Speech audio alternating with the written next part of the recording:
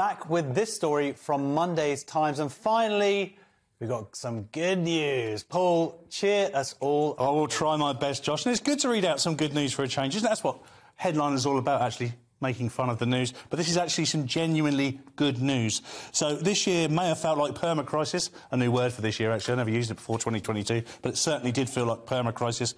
You couldn't stop doom-scrolling through. So doom-scrolling, by the way, is another word that I never used before this year. That's where you just cannot stop looking at the bad news.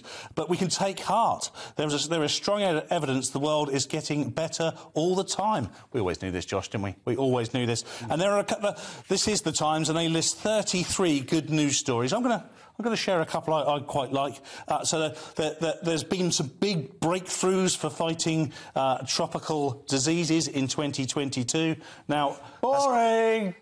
Well, I mean, you know, I don't get. See, for me, that's exotic. We've still got monkeypox and whatnot. But you know, I mean, the idea of getting a tropical disease is an aspiration for me, Josh. So the fact that they're now going, I feel slightly sad about it. You're so middle class. I'm not, unfortunately, but I wish I was. He wants to get out of here. Cancer deaths are falling across Europe, substantially falling. That's really good. Now, but I don't like what they've said about others. Just like, go to Rwanda. Well, this is a great point, actually, because let me just read it quickly. So it's saying fallen substantially across Europe, the United States, Canada and Japan, and in Rwanda revealed that it's on track to become the first country in the world to eliminate cervical cancer. So we should be sending people to Rwanda, Josh. Really? Yeah, according to the Times, can we just say. I've got a favourite. Mine's number 4. So millions of Alzheimer's patients were given hope after a new drug was shown to show memory decline by 27%. Do you know that? I had to do that. No, I think this is a really great thing because it's the saddest but the most hilarious disease, of course. And you know, we all know someone. We do. I do. Anyway. It's really awful. I'm destined to get it, and I need this cure. Yeah. We need this cure. It's amazing. I'm so excited. I totally agree with you. This is the one for me that absolutely stood out because I've always that's the reason why I've had 5 kids, because it's like someone is going to wipe my bum. Someone's going to remember you. Someone's going to wipe my bum with 5 kids. All your kids are at home now panicking, looking at each other going, it's not me. It is them. It is you. But yeah, that is a great story. There's some here that maybe aren't as good news as they sort of purporting to be. I'm not there's stuff about Italy banning its slaughter of male chicks. Which one number is that? This is number 12. This is not a Scotland story. I mean, I don't know, it just seems like, I don't know, I like a chicken.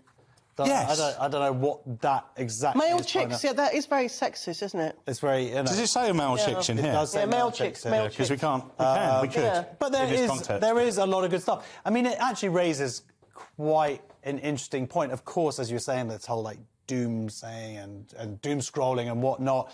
And yes, the media, and we are part of that media, believe it or not, which seems incredible, as we're all 3... 3 comedians. Well, speak for myself, is Wallies. 3 Wallies who are used to being in the green room and cracking jokes and whatnot. But yes, there seems to be this idea of pushing forward this narrative of constant doom, constantly things going bad. But there are books out there that argue that we are very much as a species, on an upward trajectory. And if you can sort of look back and take a more macro view of everything. Of course. My God, things are moving in the right direction. I mean, you take the Victorian age. You're a positive person. Are you a positive person? You come across as very positive. Do I? Yeah. Are you generally...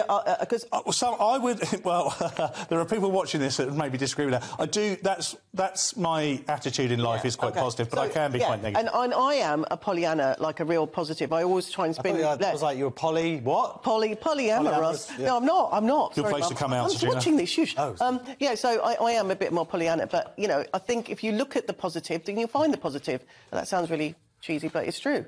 That's a nice little Christmas. But that that cancer news should be big news. Oh, no, look, these things, we've covered a lot of those stories. I know we have. But you're right. They're usually sort of, you know, beneath buried. The fold, as they say in the old newspaper world. Anyway.